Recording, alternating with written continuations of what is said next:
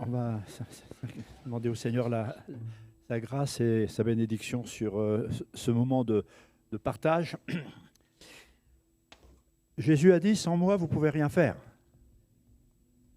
C'est un peu dur, hein? Alors qu'on est très utile quelque part. Mais on sait que tout ce qui vient de l'humain, de notre nature humaine, ne peut pas faire avancer le royaume de Dieu. Mais lui en nous, alors il nous utilise pour qu'on vive des merveilles et qu'on accomplisse des merveilles. Alors je peux dire ce matin, moi je ne peux rien faire de valable s'il n'y a pas le Seigneur. Et c'est par le Seigneur qu'il y aura des choses fortes et valables. Alors on appelle vraiment le Seigneur qui nous aide par le Saint-Esprit et qui dispose mon cœur, mais aussi le vôtre. Amen. Merci Seigneur pour ces instants que, avec mon épouse, je peux vivre sur Vernon. Merci de cette grâce que nous avons de rencontrer des frères, des sœurs dans la foi. Merci aussi de pouvoir avoir cette retransmission, Seigneur, que tous ceux qui écouteront puissent être aussi visités. Heureux nous sommes, car nous sommes des enfants de Dieu. Et heureux nous sommes parce que nous avons un souverain berger qui prend soin de ses brebis. Et nous croyons que tu as quelque chose de spécifique ce matin pour chacun en particulier. Et je prie, Père, de mettre un sceau par le Saint-Esprit sur la prédication pour qu'il y ait des cœurs touchés. Au nom de Jésus, j'ai prié. Amen. Amen. Est-ce que vous voulez une prédication de plus ou est-ce que vous voulez que le Seigneur vous touche ? Parce qu'on peut très bien venir en disant, bon, il faut venir parce qu'il faut louer le Seigneur, parce que ceci, parce que cela, et c'est très bien. Et ce matin, on a vraiment une grâce extraordinaire, c'est d'aller vraiment ensemble à la rencontre du Seigneur avec des acclamations, des louanges. Et comme on l'a chanté, sa gloire remplit toute la terre. On l'a chanté, ça. Mais quand je regarde le monde, il n'y a pas grand-chose de glorieux. Hein. Est-ce que vous me suivez ? Hein, c'est beaucoup de tristesse et beaucoup d'angoisse qui arrivent. Mais toute la gloire qu'il y a dans le monde, c'est toute sa création. Tout ce qu'il a créé est infiniment extraordinaire. Et tous les hommes sont capables, avec l'œil nu, de découvrir la gloire de Dieu, sa divine puissance. Et il peut voir par la création aussi son infinie sagesse. Il peut voir par la création tout particulièrement tout ce qui est caché, mais tellement beau et qu'on découvre sans arrêt. Et l'homme est inexcusable. Pourquoi, dit Paul ? Parce qu'au lieu d'adorer le Créateur, ils adorent la création. Alors on est heureux de faire un grand voyage, d'aller voir les merveilles du monde. On est extasié devant les montagnes, de la mer, la plage, et je passe, et l'hiver, les montagnes, les skis, tout ça. Ah, c'est formidable, la nature. Et on voit, tout le monde se projette en disant, la terre, il y a plein de choses à consommer. Et aujourd'hui, on consomme à 300%. Mais le Créateur, on lui a tourné complètement le dos. Et c'est pourquoi il y a un tumulte parmi les nations, dit l'Écriture, car ils ont rejeté le loin. Il y a un tumulte dans les cœurs, dans les foyers, parce que Dieu n'a pas sa place. Il y a beaucoup de problèmes, et l'Écriture dit, toute la création souffre depuis la chute, avec le péché, avec la désobéissance, avec le n'importe quoi, et on a une démonstration encore aujourd'hui avec la pollution. La première pollution, c'est la désobéissance. Et avec cette pollution, toute la terre est détraquée. Le Covid, c'est une conséquence d'une pollution. Si ce n'est que la nourriture qui est polluée, puis tout. Enfin, je ne vais pas faire un grand chapitre là-dessus, mais dire qu'on vit des temps annoncés par Jésus, des temps difficiles quand on voit l'Afghanistan, ce qui se passe, quand on voit les menaces qui arrivent un peu partout, à droite, à gauche, d'une chose ou d'une autre, quand on écoute des spécialistes, Je ne m'attarde pas, mais il y a de quoi réfléchir chacun pour notre part. Et ce matin, je voudrais juste vous dire, autant on doit louer et adorer le Seigneur, mais la priorité pour avoir vraiment une louange et une adoration brillante, c'est d'écouter ce que le Maître nous dit. Vous me suivez ? C'est pas le tout de faire des acclamations.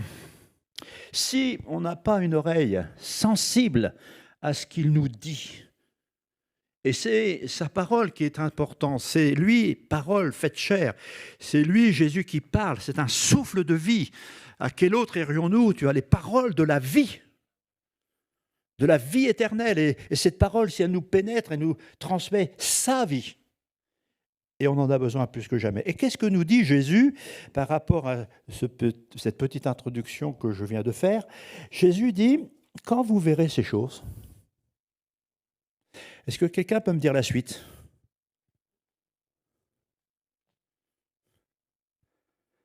Ce n'est que le commencement. Est-ce que vous me suivez ? Ce n'est que le commencement, ça veut dire que ça va s'empirer. Il y aura des tribulations, mais j'ai vaincu. Il y aura des difficultés, mais je vous rendrai vainqueur. Et je voudrais vous dire que c'est très important aujourd'hui de vivre ce que Paul déclare aux Éphésiens. Il dira, je loue le Seigneur pour votre amour pour Dieu. Alors moi, je le fais ce matin pour vous. Je bénis Dieu pour votre amour pour le Seigneur. Si vous êtes là, c'est que vous aimez le Seigneur. Amen. Mais il dit aussi, je loue le Seigneur pour votre foi. Amen. C'est sa patience et sa fidélité qui nous touche. Et alors, on s'attache de plus en plus au Seigneur et on est renouvelé et on est ainsi secouru. Mais Paul dit, je prie. Malgré votre amour, malgré votre foi, je prie pour vous, pour que Dieu vous donne l'esprit de révélation et de sagesse dans sa connaissance. On a besoin de connaître mieux le Seigneur. Il n'y a que ma femme qui a dit Amen. On a besoin de connaître le Seigneur comme lui, il veut qu'on le découvre et qu'on le vive. Un esprit de révélation. Mes frères et sœurs, si nous restons seulement avec nos acquis, on n'avance plus. Et on peut très vite devenir un très bon chrétien religieux qui tourne en rond dans son petit désert. Et je voudrais vous dire, et je voudrais vous apporter cette parole ce matin qui est très importante, c'est que le souci du Seigneur, c'est qu'on soit rempli de lui, de sa connaissance, de son onction, de son esprit, d'une démonstration de vie qui ne peut pas venir d'en bas, mais qui vient tout droit d'en haut. C'est dans, j'ai voulu relire ça tout à l'heure, là, dans Hébreux, on peut faire une petite intro, là. Dans Hébreux, chapitre 6, verset 1er, il est dit « Laissant les éléments de la parole de Christ, tendons à ce qui est parfait, sans poser de nouveau le fondement du renoncement aux œuvres mortes, de la foi en Dieu, de la doctrine des baptêmes, de l'imposition des mains, de la résurrection des morts, du jugement éternel. » Il dit tout simplement, il y a le fondement. C'est la conversion, le baptême, l'imposition des mains, la foi dans la résurrection, la foi qu'un jour il y aura un grand jugement. Tout ça, c'est l'évangile. Et Dieu soit béni, ça nous a touchés. Mais il dit, il faut aller plus haut. Il ne faut pas les abandonner, mais il faut aller plus haut. Et il est dit, dans le contexte, il est dit, sinon vous restez comme des enfants. Et vous restez au lait. Il vous faut l'imposition des mains. Il vous faut revenir à Jésus comme le premier jour, hein, quand on s'est engagé. Il faut toujours être comme un enfant qu'on est obligé d'accompagner. Et là, il lui dit, maintenant, il vous faut de la nourriture solide. Amen. Vous osez pas ou quoi? Une nourriture solide. Et aujourd'hui, je voudrais vous donner une nourriture solide, qui pour moi est la priorité. Cette nourriture solide, eh bien, c'est qu'on a besoin d'être rempli du Saint-Esprit. Ce n'est pas par force ni par puissance, mais c'est par mon esprit, dit le Seigneur. Jean-Baptiste présentera Jésus, l'agneau de Dieu. Je ne suis pas digne de délier les combats de ses souliers. Moi, je vais vous baptiser d'eau, mais lui, il va faire quelque chose d'extraordinaire. Dieu soit béni pour l'engagement. Dieu soit béni pour le baptême. Amen. Alléluia. Dieu soit béni, vous êtes là parce que vous êtes engagés. Et ça, c'est un fondement, c'est la priorité, c'est la base. On a été bénis peut-être par l'imposition des mains, par la révélation qu'il y aura une résurrection, un jugement éternel, et que Jésus a pris le jugement pour nous, que nous sommes sauvés. Mais il dira, lui, il vous baptisera du Saint-Esprit et de feu. Mes frères et sœurs, on a besoin du feu d'en haut pour consumer toutes nos bêtises et nous remplir de sa présence. Amen. Ça, c'est de la nourriture solide. Et je voudrais vraiment aller dans ce sens-là pour tout mon message, c'est sur la vie du Saint-Esprit. Et si Jean-Baptiste présente Jésus comme étant celui qui va vous baptiser du Saint-Esprit et de feu, Jésus va nous laisser de nombreux passages sur le Saint-Esprit, le Consolateur qui va venir. Et si vous étudiez, écoutez Jésus, lisez Jésus, soyez remplis de Jésus. Et si vous lisez ces passages, c'est extraordinaire, surtout dans l'évangile de Jean. Je vais faire vite, mais très vite, le Seigneur a enseigné ces choses. Et à la dernière Pâque, vous avez ça dans Jean 7, 37, le grand jour de la fête de Pâques, la dernière Pâque pour le Seigneur, avant qu'il donne sa vie, avant qu'il ressuscite, il dira, quelqu'un a-t-il soif? Quelqu'un a-t-il soif qu'il vienne, qu'il boive? Alors, il recevra une vie extraordinaire, puisque je voudrais être dans le texte, il dit, celui qui vient à moi et qui boit, eh bien, des fleuves d'eau vive couleront de son sein. Et il parlait du Saint-Esprit qui devait venir. Et le Saint-Esprit n'était pas encore venu. Et ce n'était pas possible que nous soyons remplis à déborder de la vie d'en haut, parce qu'il fallait que d'abord Jésus meure sur la croix. Il fallait cette Pâque. Et vous savez, la Pâque, la croix, la résurrection, comme je disais, notre engagement, le salut, c'est un cœur purifié. Est-ce que tout le monde est d'accord? Le temps de la Sainte Seine a pour but de purifier encore nos cœurs. Il ne peut pas y avoir des fleuves d'eau vive dans ta vie si tu ne vis pas la Pâque. Et c'est pourquoi ceux qui prennent la Sainte Seine à la légère, c'est grave. Lisez le texte. Mais ceux qui vraiment se concentrent sur le sang versé, sur cette dernière Pâque de Jésus qui nous sauve, Jésus ressuscité, qui est là pour nous aider, si on se concentre là-dessus, alors on dit quel privilège j'ai de connaître le Seigneur et de pouvoir marcher en nouveauté de vie. Et alors là, la porte est ouverte pour que les eaux vives coulent. La porte est ouverte pour que vous receviez l'Esprit. Votre cœur, votre esprit est disposé pour être puissamment visité par le Saint-Esprit. Et donc, Jésus annonce cela. Et puis, ressuscité, il va apparaître dans cette chambre où tous les disciples étaient embrigadés, ils avaient peur. Et dans cette salle, dans cette pièce, eh bien, Jésus va dire que la paix soit avec vous. Vous savez, un chrétien qui vit intime avec le Seigneur, il est dans la paix. Dans la chambre haute, dans cette chambre, je ne sais pas si c'est la chambre haute, mais ils n'étaient pas en paix. On venait de crucifier Jésus. Jésus, il est ressuscité. Déjà, plusieurs ont témoigné qu'il était vraiment ressuscité, mais ils étaient encore dans la crainte. Mes frères et sœurs, il nous faut de l'intimité avec Jésus et recevoir sa paix ce matin. Amen. De l'intimité avec Jésus. Recevez la paix. Mais aussitôt, il va enclencher le but de mon message. Recevez la paix et soyez baptisés du Saint-Esprit.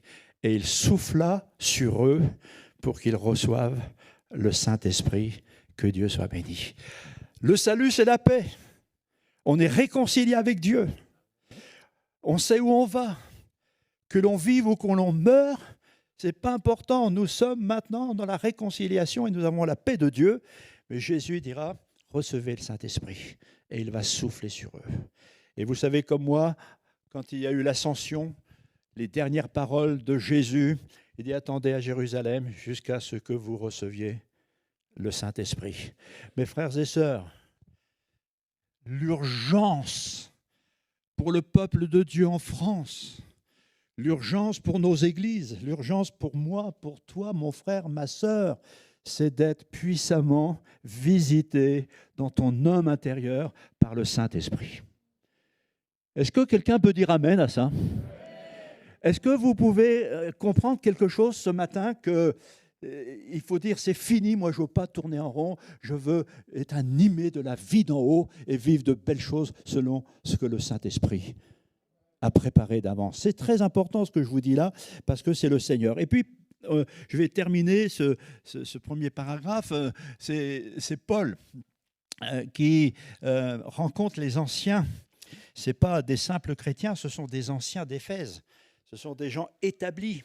Ce sont des gens qui sont en train de paître le troupeau. Ce sont des gens qui sont des meneurs spirituels. Et il leur dit, avez-vous reçu le Saint-Esprit ? Moi, je peux demander au leader de l'Église, avez-vous été rempli et débordant du Saint-Esprit ? Je trouve que c'est une bonne question. Qu'est-ce que vous en pensez ? Parce que Dieu, en fin de compte, ne peut pas nous utiliser avec nos capacités humaines s'il n'y a pas le Saint-Esprit. On va vous admirer. Qu'est-ce que vous jouez bien de l'instrument? Qu'est-ce que vous chantez bien? Qu'est-ce que vous prêchez bien? Qu'est-ce que vous priez bien? Mais s'il n'y a pas le Saint-Esprit, ça ne produira pas grand-chose. Mais s'il y a le Saint-Esprit, un simple chant, une simple prière, un simple message, un simple sourire, une simple attitude, par l'onction, le Saint-Esprit peut tellement changer le cours des choses. Là où tu es et dans ta vie au quotidien. Que Dieu vous aide. As-tu reçu le Saint-Esprit et ne savais même pas que c'était possible de vivre cette Pentecôte? Ils étaient à côté, ils n'en avaient même pas entendu parler. Nous, les pentecôtistes, on en entend parler. Mais moi, j'en ai marre d'en entendre parler. Moi, je veux voir la vie de l'Esprit couler. Qui est d'accord avec moi? Mes frères et sœurs, si je suis là aujourd'hui, comme beaucoup d'autres, c'est que l'Esprit de Dieu un jour m'a saisi. Moi, j'aurais jamais voulu prêcher, monter sur une estrade. J'étais tellement timoré, timide, bac moins, je ne sais pas combien, avec un problème intellectuel, dyslexique et tout ce que vous voulez. À 20 ans, je savais à peine à lire. Puis le Seigneur m'a dit, va. J'y suis allé. Et quand je prêchais, je suais tellement d'émotion, je mouillais le sol. Je bafouillais. J'ai des témoins. Mais après, quand vous avez un paralytique qui vient, puis vous posez vos mains dessus, puis qui repart en jetant ses béquilles, moi qui avais peur de l'estrade, le Seigneur m'a dit, c'est là que je te veux. Vous voyez ce que je veux vous dire? C'est un exemple, mais combien de chrétiens peuvent témoigner comme ça, saisis par l'esprit? Les choses ont changé en eux, dans la maison, avec leurs enfants, dans l'église, dans la société, etc. Et je pourrais donner tellement de témoignages. Donc la grande question, c'est, avons-nous soif? Quelqu'un a-t-il soif? Jésus, vous savez, a fait un détour en Samarie pour rencontrer cette Samaritaine. Qui ne connaît pas cette histoire? Mais cette histoire, elle me comble, à chaque fois que j'y pense, elle me comble. Parce que Jésus fait un détour pour avoir un tête-à-tête avec une païenne. Moi, je crois que le Seigneur, il y a longtemps qui vous attend dans un coin. Parce qu'il a fait le détour depuis son ciel pour nous rencontrer personnellement, pour que nous aussi, nous puissions vivre ce que cette Samaritaine a pu vivre. Et Jésus va parler à cette Samaritaine, et au Jean 4, 10, je vois que vous affichez les versets, c'est super, vous êtes très réactifs. Je vais vous suivre là, si vous l'avez. Jean 4, 10, Jésus lui répondit, « Si tu connaissais le don de Dieu, si tu connaissais le don de Dieu, alors on peut mettre pas mal de choses derrière le don de Dieu. Vous savez que le don de Dieu, du Père, c'est d'envoyer son Fils. Il a donné son Fils. Mais le don de Dieu, en envoyant son Fils, c'est que nous vivions la rédemption et la vie nouvelle par la résurrection. Le don de Dieu, en Jésus-Christ, c'est qu'on soit rempli de sa vie. Est-ce que tout le monde me suit? Si tu connaissais plus le Seigneur, si tu connaissais le don de Dieu et celui qui te dit « donne-moi à boire », tu lui aurais toi-même demandé à boire et il t'aurait donné de l'eau vive. Et cette eau vive, c'est la vie de Christ, c'est la vie de l'Esprit, c'est la vie qui animait Jésus et c'est cette vie que Jésus veut nous accorder et nous y animer. Aussi, donc, là, cette femme, elle ne connaissait pas le Seigneur, c'était une païenne en plus. Et le Seigneur lui parle. Et parce que le Seigneur lui parle, parce que le Seigneur a tellement envie de la bénir, elle est touchée, elle me dit, mais Seigneur, mais comment tu peux puiser de l'eau, me donner de l'eau? C'est pas possible, tu n'as rien pour puiser de l'eau. Et puis Jésus va avoir ce tête-à-tête avec elle. Et on sait que son cœur va être dévoilé, sa vie va être bouleversée. Est-ce que je peux poser une question? Est-ce que tu voudrais que le Seigneur dévoile ta vie ce matin? Je ne parle pas publiquement ici, hein. On s'entend bien. Mais est-ce que tu accepterais ce matin que ta vie soit dévoilée? Qu'est-ce qui se passe dans tes pensées? Quels sont tes choix? Est-ce que tu t'accroches au Seigneur sans couper les amarres du péché? Elle a accepté d'être dévoilée. Jésus avait vu sa détresse. Jésus avait ressenti, cette femme, elle était quelque part désireuse de vivre le bonheur. Et elle passait à côté du bonheur. Plusieurs mariages, et puis ça ne marchait pas, etc., etc. Vous savez, je crains qu'il y a beaucoup de chrétiens qui chantent la joie du salut, mais ils ne vivent pas le bonheur dans leur cœur, de la présence de Dieu. Et pour ça, il faut accepter un tête-à-tête avec Jésus. Qui serait d'accord d'avoir un tête-à-tête avec Jésus? Un tête-à-tête avec Jésus, puis que le Seigneur mette la pression là où il faut. Tout à l'heure, dans une prière, j'entendais là, les influences d'Internet. les influences. Il y en a tellement, je ne vais pas aller dans ce chapitre, mais aujourd'hui, les esprits, les pensées, les cœurs sont remplis des choses d'en bas. Et les choses d'en bas, moi c'est mon slogan, ça lasse, ça passe et ça casse. Romains 8. Mais les choses d'en haut, c'est la paix et la vie. La vie abondante. Et cette femme donc a été vraiment touchée. Et je conclus avec la Samaritaine. Je vois Jésus qui fait le détour pour rencontrer cette femme. Moi j'ai mon slogan. Jésus a dit à cette femme, donne-moi à boire. Ça veut dire quoi? Jésus a soif. Est-ce que tout le monde est d'accord? Jésus a soif.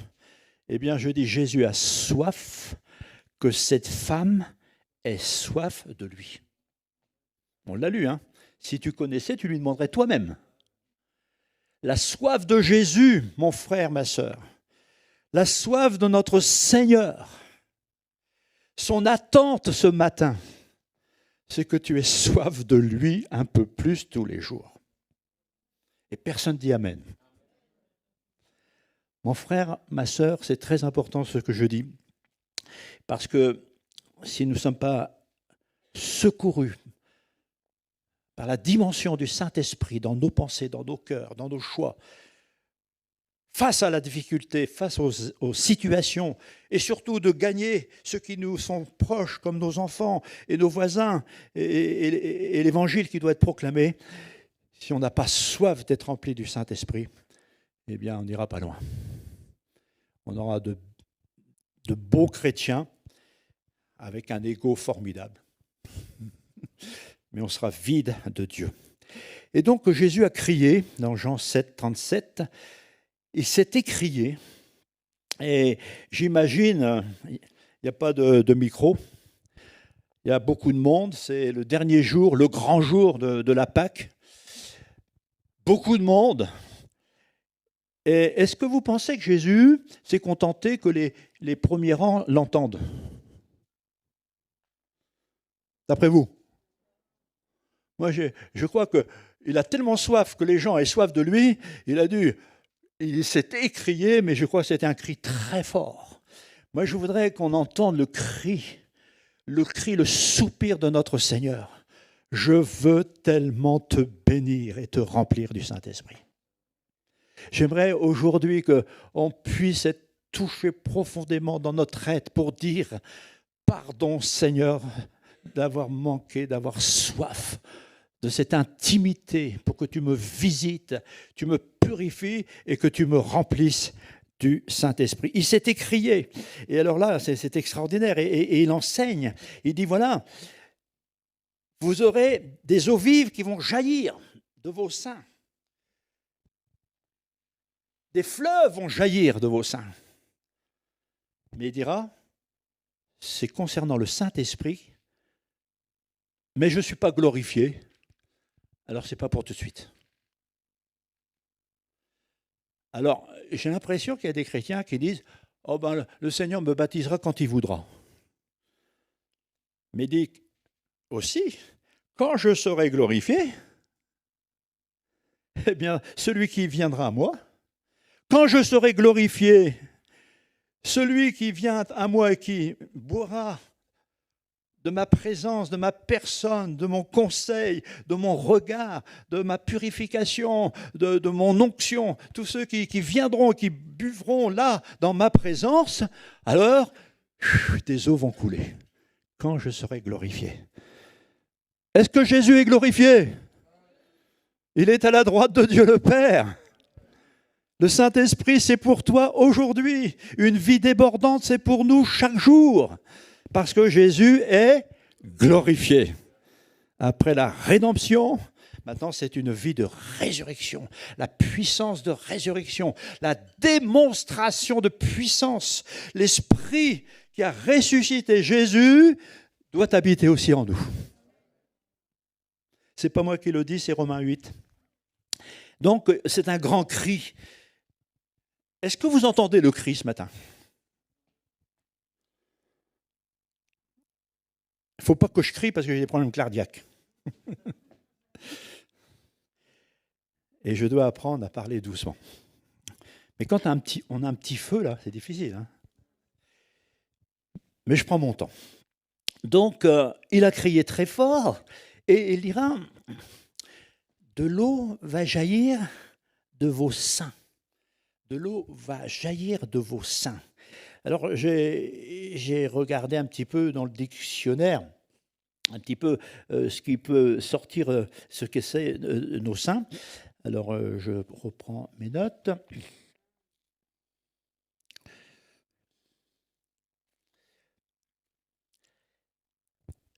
Dans le dictionnaire, j'ai lu ceci. Le sein, c'est le ventre inférieur.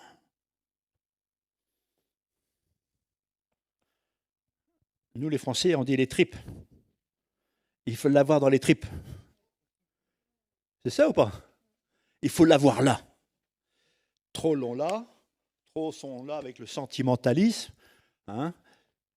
Il faut là, mais aussi. Il faut que ça descende très bas dans les entrailles. Vous connaissez comme moi, plusieurs fois dans la Bible, je crois que c'est 2 fois, il est dit, mange le livre. Moi, je ne vais pas attaquer ma Bible, hein, le cuir est un peu dur. Mange ce livre. C'est Jésus la parole. C'est Jésus le livre de vie.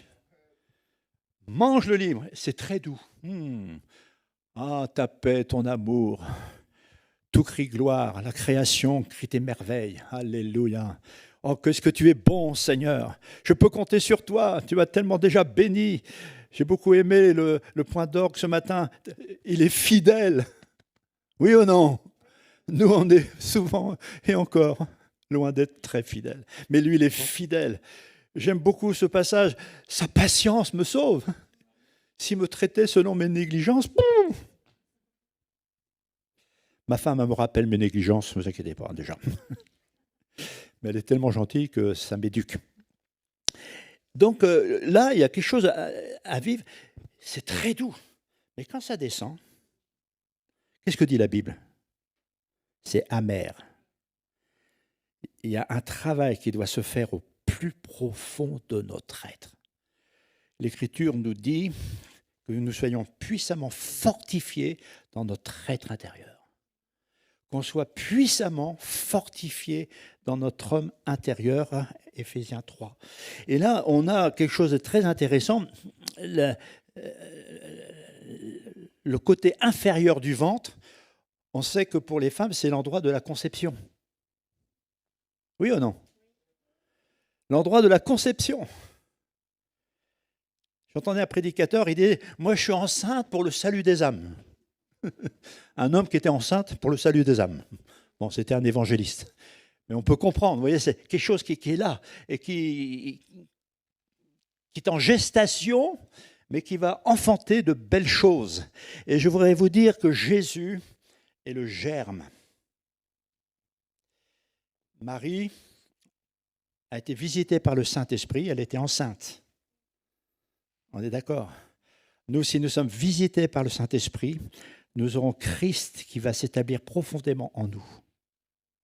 Et si Christ s'établit profondément en nous, parce que nous sommes sérieux avec lui, l'Esprit va nous donner de vivre Christ.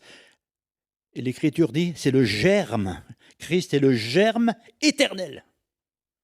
Et si Christ est en nous, ce germe éternel, l'Écriture dit, la semence produit selon son espèce. Est-ce que des petits pois font des haricots? Et maintenant, la science, là, on touche à la bio, on fait des transformations, on fait des croisements, tout ça, et ça coûte cher à la santé. Mais je voudrais vous dire, il y a une loi naturelle qui est une loi spirituelle. On produit selon son espèce. La méchanceté va produire de la méchanceté. D'accord? Et une parole douce va produire du calme. Et si Christ est en nous, qu'est-ce qui va se produire? Eh bien, c'est sa vie avec abondance. Et c'est cette vie-là qui va sortir. Tu vas enfanter, tu vas vraiment accoucher d'une vie débordante venant du ciel. Ça, c'est le Saint-Esprit seul qui peut le permettre. Que Dieu soit béni. Il faut que je regarde l'heure pour pas me... Ça va, je ne suis pas trop tard. Ça va.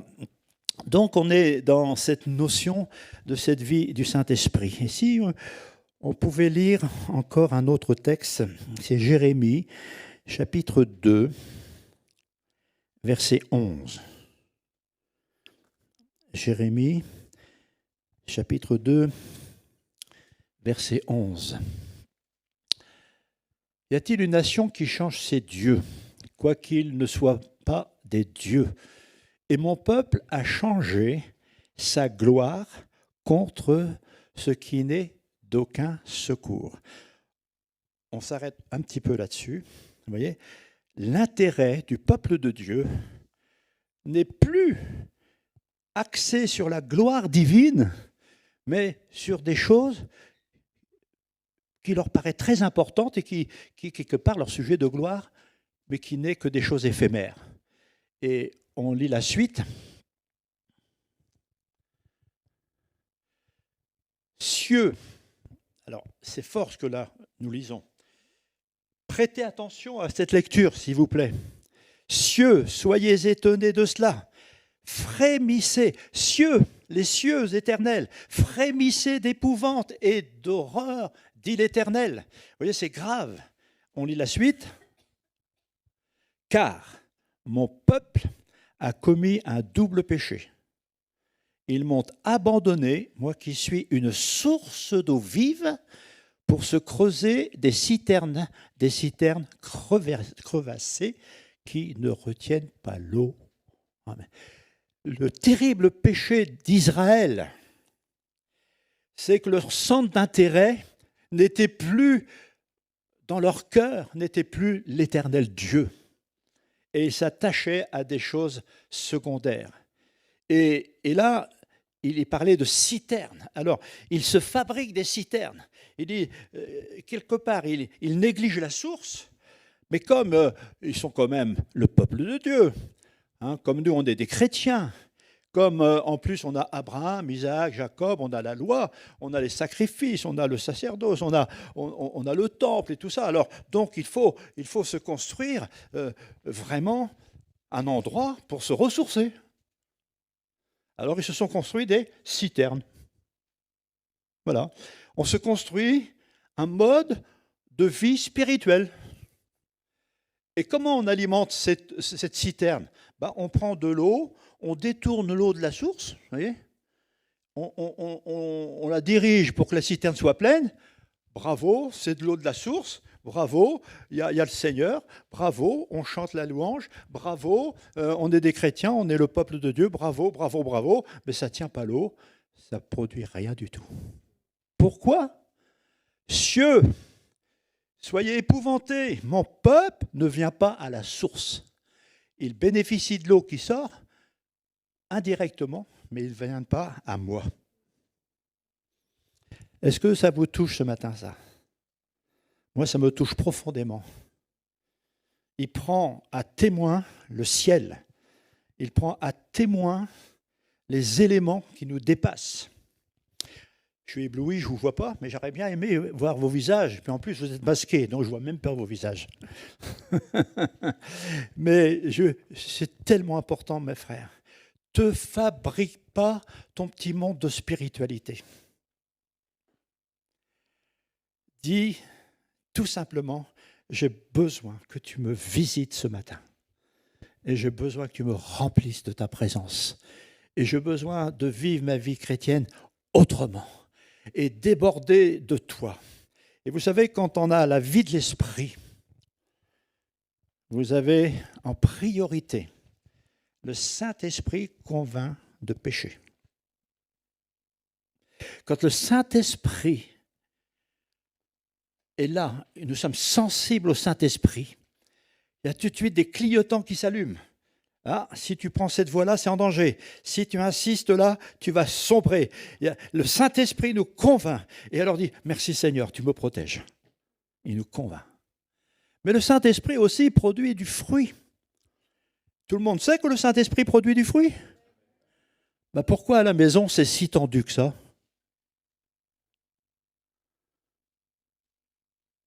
Pourquoi dans sa tête et dans son cœur on est toujours aigri, pas content? Ah oui, le dimanche matin, alléluia, tu es grand Seigneur, mais au fond, c'est ça la vie. Il n'y a pas le fruit de l'esprit. Je ne vais pas m'attarder sur le fruit de l'esprit, mais seulement peut-être sur celui de la maîtrise de soi. Arriver à avoir la maîtrise de soi par le Saint-Esprit, c'est vraiment avancer avec beaucoup de sécurité dans le plan de Dieu. Même la plus grande difficulté, même si on te met dans une fosse au lion ou dans une fournaise, cette fois chauffée, Jésus est là. La présence du Saint-Esprit te donne cette tempérance de supporter l'insupportable parce que c'est lui qui règne et qui déborde en toi. Ah, que le Seigneur vous remplisse du Saint-Esprit. Et puis le Saint-Esprit, n'oublions pas, fait résonner dans les cœurs des appels pour le servir. Savez-vous que vous êtes tous appelés à servir le Maître? Ne soyons pas des consommateurs de l'Évangile, mais vivons l'Évangile. Priez, vous recevrez le Saint-Esprit, une puissance. Alors là, vous allez témoigner, vous-même, vous serez comme un flambeau. Les gens vont voir, vous serez comme une lampe que les gens vont voir. Aujourd'hui, les gens désespèrent. Aujourd'hui, les gens ne savent plus où tourner la tête. Je ne sais pas quel président vous allez élire. Je ne sais pas lequel que vous souhaitez. Mais moi, je prends Jésus. Parce que le meilleur, choisissez le meilleur, mais je ne sais pas où il est. Vous êtes d'accord? Et les meilleurs selon nos critères humains. Mais prions pour nos autorités. Prions que Dieu nous suscite quelqu'un quand même pour vivre encore un peu en paix. Parce qu'en France, on est des privilégiés. Si quelqu'un se plaint en France, allez dire ça à ma fille qui va en Angleterre. Seulement en Angleterre, c'est pas loin. Mes frères et sœurs, les temps sont troublés. Mais le Seigneur veut nous donner de briller comme des flambeaux. C'est ça notre ministère. Et puis il y a les ministères dons à l'Église, pour que nous soyons en tant qu'Église, le corps de Christ, tellement debout, agissant, comme dit Paul, je viens vers vous avec une démonstration de force, de puissance par le Saint-Esprit. Amen. Amen.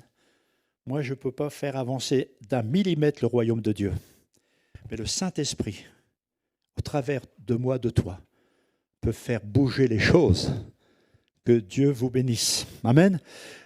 Avez-vous soif? Avez-vous soif? Avez-vous soif? Jésus a soif, que tu aies soif. On s'incline, on demande au Seigneur sa grâce. Je prie, Saint-Esprit, d'appuyer d'une manière significative dans la conscience, dans le cœur des uns et des autres, pour qu'une soif soit suscitée. Seigneur, on sait que le corps humain a besoin de boire plus d'1 litre d'eau, voire 2 litres d'eau par jour. Sinon, il va mourir. On a besoin de ton eau, Seigneur. On a besoin de ces eaux vives, Jésus. On a besoin de ta présence, Seigneur. On a besoin de ton regard. On a besoin d'entendre le son de ta voix et qui nous instruit, mais surtout ce fleuve, cette vie en nous, qu'elle puisse non seulement nous remplir, mais qu'elle déborde. Je prie, Père, au nom de Jésus, pour chacun de ceux qui sont là présents, ceux qui aussi écoutent, Seigneur, par vidéo. Je te demande une grâce pour que les uns et les autres, Père, au nom de Jésus, soient vivement touchés pour avoir soif de toi. Et je t'en remercie de tout mon cœur. Amen.